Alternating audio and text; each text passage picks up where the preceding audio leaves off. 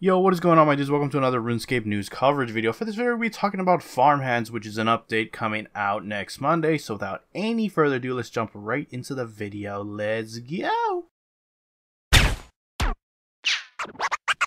Cats is the illest. What you talking about, Willis?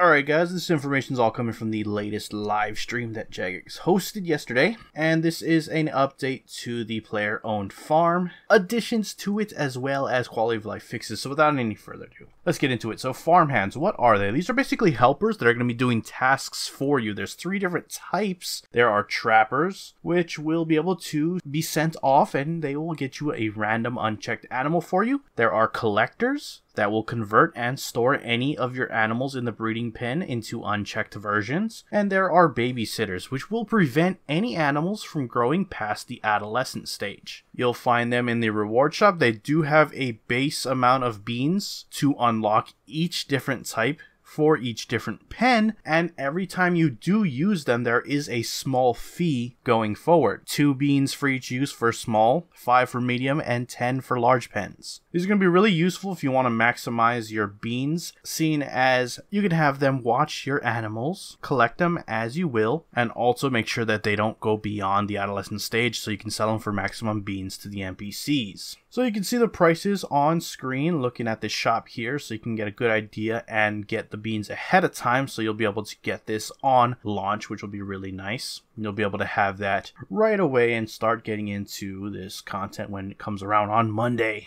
In addition to this, they are adding status icons, which can be purchased for 1.5k beans, and these will display above any of your animals that will let you know if they need harvesting or if they need healing. Once you purchase this, you can choose to toggle it on or off through Granny Potterington. So it's a pretty good way to just see without having to actually check your pen with a quick glance over the icons over the animals, whether they need to be cured or harvested. The next addition is the Storm Barn. This is a new addition that allows you to store up to 30 animals into your barn for whatever reason. It requires 5k and will initially only have 15 spaces. You can upgrade it for 20k to have the full 30 animal slots. It will require 60 construction, 20 mahogany planks, and 225 rune nails. This will be a good way to save up some of your bank space. If you have any of those animals cluttering up your bank, just throw them into the Storm Barn and there you go. Like I said, it holds up to 30 animals.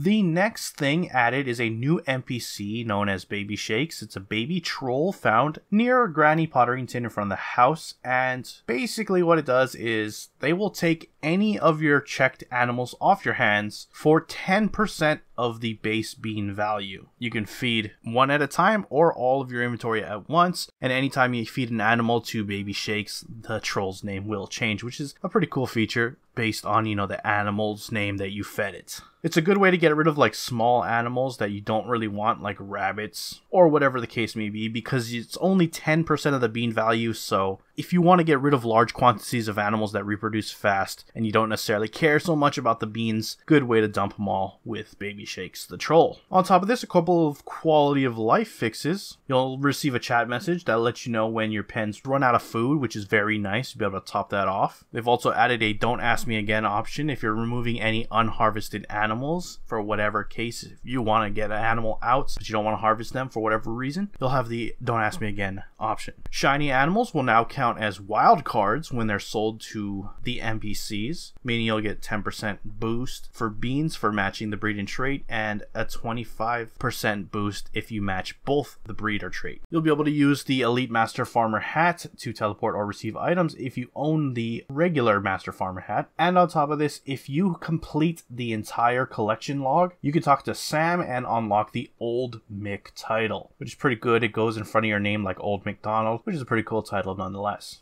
And that is it for your player-owned farm update, the Farmhands, coming out on Monday. Make sure you get all the beans necessary, etc. ahead of time, and you'll be able to delve into the entirety of this update when it launches. That being said, I'm going to wrap up the video. If you enjoyed it, hit that like button. If you're not subscribed and you want to stay up to date on all things RuneScape related, then hit that subscribe button. Anyways, I appreciate you watching. I'm out. Peace.